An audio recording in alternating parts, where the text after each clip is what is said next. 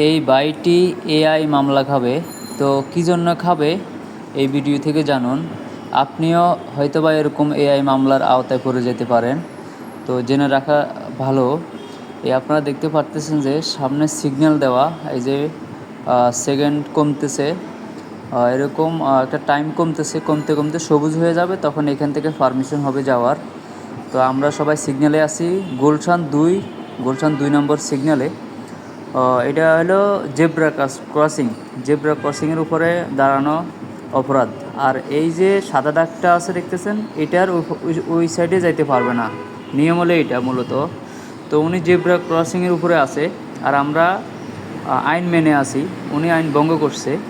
এই যে আপনারা দেখতে পারতেছেন যে জেব্রা ক্রসিং দিয়ে মানুষ পারাপার হচ্ছে, এই যে আপনারা দেখতে পারতেছেন মানুষ পারাপার হচ্ছে।